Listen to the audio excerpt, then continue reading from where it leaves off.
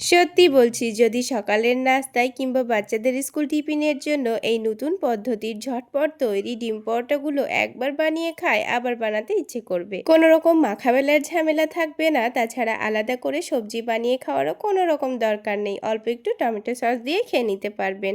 আসসালামু আলাইকুম বন্ধুরা, কিচেন বাঙালিয়ানা চ্যানেলে আপনাদের সবাইকে স্বাগত জানাই। তো প্রথমেই পরোটাগুলো বানানোর জন্য আমি এখানে একটা মেজারমেন্ট কাপ মেপে 1 কাপ পরিমাণ আটা নিয়ে নিচ্ছি। আপনারা চাইলে কিন্তু পরোটাগুলো ময়দা দিয়েও বানাতে পারেন। এবার এখানে লবণ দিয়ে দিচ্ছি আর দিয়ে দিচ্ছি চিনি।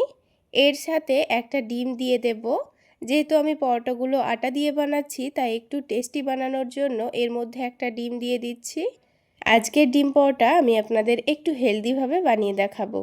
এবার এর মধ্যে দিয়ে দিচ্ছি অল্প একটু বেকিং পাউডার, আর এর ব্যাটারটা কিন্তু আমি তৈরি করে নেব দুধ দিয়ে। তাহলে পরোটাগুলো খেতে আরও অনেক বেশি টেস্টি হবে। তো এবার এখানে পরিমাণ মতো দুধ দিয়ে দিব, দিয়ে ব্যাটারটা তৈরি করে নেব। তো যেহেতু আমি এখানে 1 কাপ আটা নিয়েছি, তাই প্রথমে 1 কাপ পরিমাণ দুধ দিয়ে দিয়েছি। তারপর আবারও হাফ কাপ পরিমাণ দুধ নিয়েছি। দুধটা কিন্তু আগে থেকে জাল করে নিয়েছিলাম, তারপর ঠান্ডা করে নিয়ে দিয়ে দিচ্ছি। এবার ব্যাটারটা দেখুন খুব সুন্দর করে আমি তৈরি করে নিয়েছি। খুব বেশি পাতলাও না, আবার খুব বেশি ঘনও না। তো এই ব্যাটারটাকে এখন আমি কিছুক্ষণের জন্য রেস্টে রেখে দেব। অন্ততপক্ষে 5 মিনিট রেস্টে রাখলেই হবে। আর তার মধ্যে বাকি কাজগুলো করে নেব। তো এখানে একটা আলাদা বাটি নিয়েছি, আর এই বাটির মধ্যে দুটো ডিম ভেঙে নেব। আপনারা যদি পরোটাগুলো বেশি করে বানাতে চান, তাহলে এখানে ডিমের পরিমাণটাও কিন্তু বাড়িয়ে নিতে হবে। তো যেহেতু আমি 1 কাপ আটার ডিম পরোটাগুলো বানাচ্ছি, তাই এখানে আমি দুটো ডিম নিয়ে নিয়েছি। তারপর দিয়ে দিচ্ছি অল্প একটু পেঁয়াজ কুচি, তার সাথে টমেটো কুচি দিয়েছি, আর ঝালের জন্য কাঁচামরিচ কুচি। এবার এখানে দিয়ে দেব স্বাদ মতো লবণ, আর দিয়ে দেব চাট মশলা, আর সবশেষে অল্প একটু গোলমরিচ গুঁড়ো দিয়ে দিচ্ছি। তারপর এটাকে খুব ভালো করে ফেটিয়ে নেব। তো একটা হ্যান্ড উইক্সের সাহায্যে আমি খুব ভালো করে ফেটিয়ে নিচ্ছি। যদি পরোটার মধ্যে ডিমের পরিমাণটা একটু বেশি করে দিতে চান, তাহলে এখানে আরও দুটো ডিম ভেঙে দিতে পারেন। তো দুটো ডিম দিয়েই কিন্তু আমি পরোটাগুলো বানিয়ে নেব। তো ডিমটা কিন্তু খুব সুন্দর করে ফেটিয়ে নেওয়া হয়ে গেছে। এখন এটাকে আমি সাইডে রেখে দিচ্ছি। তো আবারও একটা বাটি নিয়ে নিয়েছি। এবার এই বাটির মধ্যে নিয়ে নিচ্ছি অল্প একটু শসা কুচি, গাজর কুচি, আর তার সাথে দিয়ে দেব পেঁয়াজ কুচি, আর ঝালের জন্য দিয়ে দিচ্ছি কাঁচামরিচ কুচি। এবার এর মধ্যে দিয়ে দিতে হবে স্বাদ মতো লবণ, চাট মশলা, আর 2 টেবিল চামচ দিয়ে দিচ্ছি টমেটো সস। এবার সব কিছুকে ভালো করে মাখিয়ে নিতে হবে।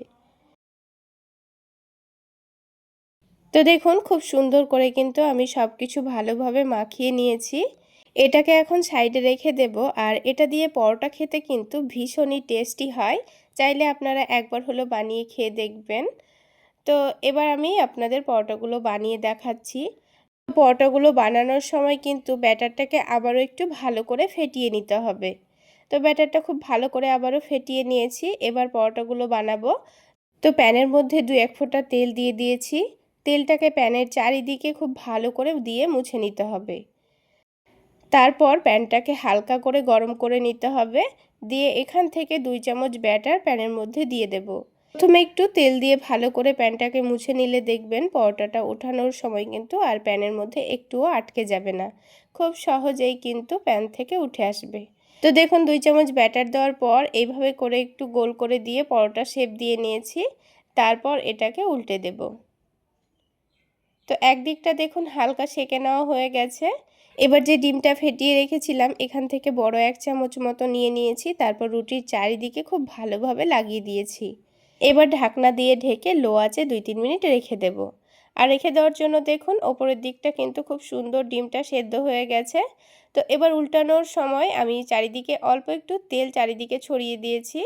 তারপর উল্টে দেব। আজকের ডিম পরোটা তৈরি করতে কিন্তু 2-1 ফোঁটা তেল দিলেই হয়ে যাবে। আজকের ডিম পরোটা যেমন হেলদি হবে, তেমনই টেস্টিও হবে। তো দেখুন আবারও ঢাকনাটা উঠিয়ে নিয়েছি, আর অপর দিকটাও খুব সুন্দর ভাজা হয়ে গেছে। তো একটা ডিম পরোটা কিন্তু আমাদের হয়ে গেল। আমি আপনাদের বোঝার সুবিধার জন্য আরও একটা বানিয়ে দেখাচ্ছি। তো পরে কিন্তু আর আমি কোনো রকম তেল দিইনি।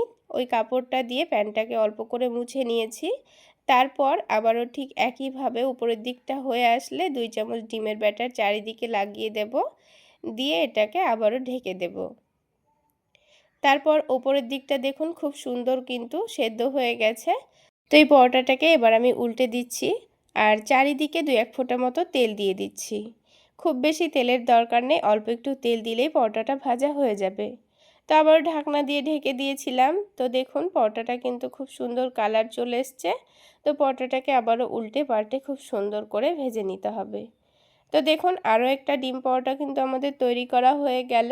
ঠিক একইভাবে আমি বাকি ডিম পরোটাগুলো তৈরি করে নিয়েছি। এবার যে স্যালাডটা খুব সুন্দর করে প্রথমে মাখিয়ে রেখেছিলাম, তো এই স্যালাডটাকে অল্প একটু নিয়ে এই পরোটার একদিকে একটু করে রেখে দেব। তো লম্বা করে রেখে দিচ্ছি, তারপর এটাকে ভালোভাবে রোল করে নেব। তাহলেই কিন্তু এটা দিয়েই পরোটাটা খাওয়া হয়ে যাবে, কোনো রকম সবজি করার ঝামেলা নেই।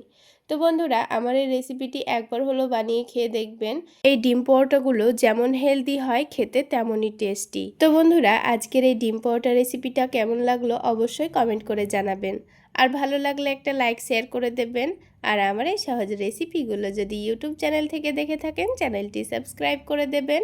আর ফেসবুক পেজ থেকে দেখে থাকলে পেজটি ফলো করে দেবেন। তো পরোটাগুলো রোল করে মধ্যে থেকে কেটে আমি টমেটো সসের সঙ্গে পরিবেশন করে নিয়েছি। তাহলে বন্ধুরা আজকে এই পর্যন্তই। সকলে অনেক বেশি ভালো থাকবেন, সুস্থ থাকবেন।